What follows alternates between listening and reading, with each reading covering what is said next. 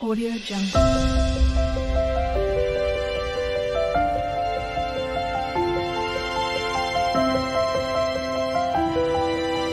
Audio Jungle. Hello friends, कैसे हैं आप सब लोग। आज हम लोग इस वीडियो में आयुर्वेदिक रस शास्त्र के अंतर्गत पारद प्रकरण में अगले टॉपिक पे डिस्कस करेंगे, जिसको भाग 2 के अंतर्गत रखा गया है, जिसमें हम लोग पारद के पर्याय मतलब कि पारद के और किन किन नामों से जाना जाता है और इसका संक्षिप्त इतिहास, ठीक है, इतिहास में पारद की क्या महत्वता है उसके बारे में विस्तार से डिस्कस करेंगे। इसके पहले हम लोगों ने पारद प्रकरण के अंतर्गत पारद के सामान्य परिचय के बारे में भी वीडियो बनाया है, जिसका लिंक डिस्क्रिप्शन में दिया हुआ है, आप लोग देख सकते हैं। वीडियो को आगे देखने से पहले अगर आपने अभी तक हमारे चैनल को सब्सक्राइब नहीं किया है तो सब्सक्राइब कर लीजिए, जिससे आपको आने वाले वीडियोस के नोटिफिकेशन मिलते रहेंगे। आप हमें फेसबुक और इंस्टाग्राम पे भी फॉलो कर सकते हैं। तो चलिए स्टार्ट करते हैं। तो अगर पारद के पर्याय की बात की जाए तो सांस्कृतिक साहित्य में प्रत्येक वस्तुओं के अनेक नाम देखे जाते हैं और ये नाम मतलब जो पर्याय हैं उस वस्तु विशेष की आकृति, गुण, उत्पत्ति स्थान, उपयोग आदि में से किसी न किसी अर्थ से जुड़े होते हैं और इन्हीं अर्थों को अभिव्यक्त करने के लिए यथास्थान उसके पर्याय के नामों का उपयोग किया जाता है। पारद के भी अनेक नाम हैं, 60 से भी अधिक नाम हैं और ये देखे भी जाते हैं और इन नामों के रूप, गुण, उत्पत्ति और उपयोगिता के आधार पर इनका जो वर्गीकरण है वो बताया गया है। तो अगर स्वरूपात्मक देखा जाए, ठीक है, तो इसे गलद रौप्य निभम कहा गया है, ठीक है, इतना कहा गया है गलद रौप्य निभम। और उसके बाद महाविहीन, महातेज और सुवर्ण आदि नामों से जाना जाता है। ये दो नाम अलग अलग हैं, इसमें निभम अलग है और महाविहीन अलग है, तो आप लोग देख सकते हैं एक बार। फिर इसके बाद अगर गत्यात्मक नामों की बात की जाए तो खेचर, चपल, चल और धूर्तक नाम से बताया गया है। फिर अगर देहवादात्मक देखा जाए तो अमृत, जैव, देहद, परमामृत, पारद, पारद, मृत्युनाशन, रसायन एवं रसायन श्रेष्ठ के नाम से इसको बताया गया है। धातुवादात्मक अगर देखा जाए तो दिव्य रस, महारस, रसेंद्र, रसेश, रसोत्तम, रस धातु, रसराज, रसनाथ, रसलेह, सिद्ध धातु, सूत, सूतक, सूतरात एवं मिश्रक आदि नामों से बताया गया है।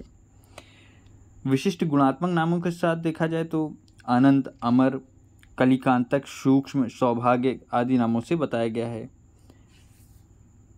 दार्शनिक या आध्यात्मिक नामों से देखा जाए तो इसमें जीव, जैव, दिव्य, अचिंत्य आदि देखे जाते हैं। और धार्मिक या देवात्मक नाम से देखा जाए तो त्रिनेत्र, त्रिलोचन, देव, देहज, प्रभु, रुद्रजा, लोकेश, विजेंद्र, बुध, रजस्वल, शांत, शिव, शिववीर, स्कंद, हररेत, हरबीज, हरतेज, शिवाय, शिव बीज आदि, ठीक है। और इसी के साथ जो शिव के समस्त पर्याय प्रयोग होते हैं उनको भी पारद के लिए यूज़ किया जाता है। पारद के मुख्य पर्यायों की निरुक्ति, ठीक है। तो इसमें कुछ मुख्य पर्याय नाम हैं और उनकी निरुक्ति के बारे में बताया गया है। तो सबसे पहला जो आता है वो होता है रस, ठीक है। तो रसनात् सर्वधातूनां रस इत्यभिधीयते, ये रस रत्न समुच्चय का श्लोक है। मतलब कि सभी धातुओं को आत्मसात कर लेने के कारण इसे रस कहा जाता है। दूसरा है जरा अंग मृत्युनाशाय रसस्यते वा रसोमता, मतलब कि जरा मतलब वृद्धावस्था, रुग्ण, मृत्यु को नष्ट करने के कारण इसे रस कहा जाता है।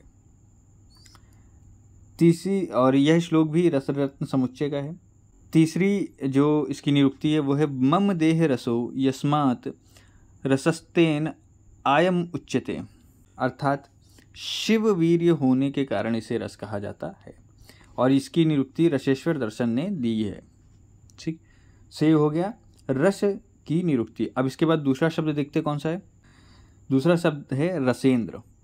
तो रसेंद्र की क्या बताया है कि रसोप रसराजत्वाद रसेंद्र इति कीर्तिता, मतलब कि रस, उपरस आदि में प्रधान होने से रसेंद्र कहलाता है। ये निरुक्ति भी रसरत्न समुच्चय के द्वारा दी गई है। सूत शब्द देखा जाए तो देह लोहमयी सिद्धि सूते सूतस्ततः स्मृता, मतलब कि देह सिद्धि एवं लोह सिद्धि को देने वाला होने के कारण इसे सूत कहा जाता है। यह निरुक्ति भी रस रत्न समुच्चय द्वारा दी गई है। इसके बाद अगर पारद की बात की जाए तो पारद के लिए रोग पंकाबद्धि मग्ना नाम पारदानाच पारदा, मतलब रोग रूपी पंख समुद्र के पार करने वाला होने के कारण इसे पारद कहा जाता है। और यह निरुक्ति भी रस रत्न समुच्चय के द्वारा दी गई है। पंख को यहाँ मतलब रोग रूपी पंख, मतलब पंख का मतलब कीचड़, तो रोग रूपी कीचड़ के समुद्र से पार करने वाला होने के कारण इसे पारद कहा जाता है। फिर इसके बाद देखते हैं सो मिश्रक की अगर देखा जाए तो सर्वधातुगतम तेजो मिश्रितम यत्र तिष्ठति तस्मात् सह मिश्रका प्रोक्तो नाना रूप फल प्रदा, मतलब कि सभी धातुओं का तेज मिश्रित हो जिसमें, और उसे मिश्रक कहते हैं, तथा यह अनेक प्रकार का फल देने वाला होता है। ठीक है, और यह श्लोक भी रसरत्न समुच्चय के द्वारा बताया गया है। अब इसी के साथ एक और है गलद रूप या निभम, तो इसकी जो निरुक्ति है वो रस कामधेनु के 3 अध्याय में दी गई है। इसमें बताया गया है हीरक कद्दुस्तिशंकाशम प्रमाणाद हीरकात क्वचित क्वचित प्रपटिका भासम गलत रूपी निदम क्वचित, मतलब कि यहाँ पे पारद को द्रव चांदी के समान बतलाया गया है। इसके बाद अगर देखा जाए तो चपल, ठीक है, तो चपल का देखा जाए तो चंचल स्वभाव होने के कारण तथा एक स्थान पर स्थिर नहीं रहने के कारण इसे चपल कहा जाता है। हरबीज की बात की जाए तो हरबीज में रस ग्रंथों में पारद की उत्पत्ति की प्रक्रिया को अलंकृत ढंग से प्रस्तुत किया गया है और उत्पत्ति की प्रक्रिया को एक कथानक का रूप देते हुए शिव के संबंध में स्थापित किया गया है इसको। इसी के अनुसार यह शिव के रूप में है, अतः इसे शिव के बीज मतलब हर के बीज के रूप में बताया गया है और इसी कारण से इसे हरबीज कहा गया है। और देखा जाए तो वस्तुतः शिव का अर्थ कल्याण करने वाला होता है और उसकी जो शक्ति है उत्कृष्टतम शक्ति ही वीर्य है। पारद भी कल्याणकारी है, अतः कल्याण करने में उत्तम होने से इसे शिव वीर्य या हरबीज की संज्ञा दी गई है। सो आई होप आपको ये हरबीज का मतलब भी समझ में आया होगा। सो ये हो गए पारद के पर्याय। फिर इसके बाद देखते हैं सो गाइज आप लोगों के लिए भी एक क्वेश्चन है कि पारद को और ग्रंथों में और किन किन नामों से जाना जाता है, कमेंट बॉक्स में कमेंट करके बताएं और इसका उल्लेख कहाँ पे है तो उसका रेफरेंस भी आप दे सकते हैं।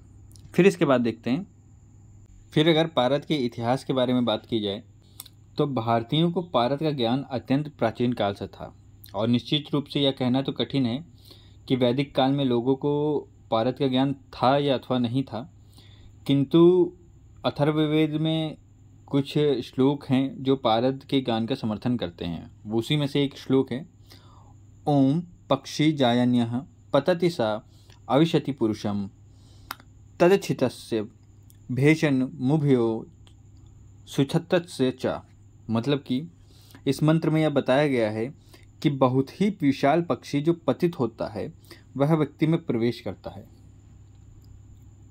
वह स्वस्थ एवं रोगी दोनों की रसायन औषधि है।